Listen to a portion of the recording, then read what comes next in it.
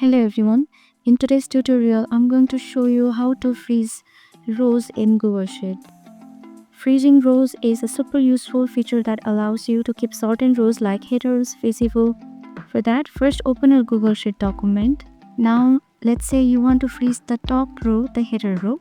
To do this, click on the number 1 on the left side of your screen, which will highlight the entire row. If you want to freeze multiple rows, just select the row below the one you want to freeze. Next, go to the menu bar at the top of the screen and click on View. This will open a drop-down menu with few options.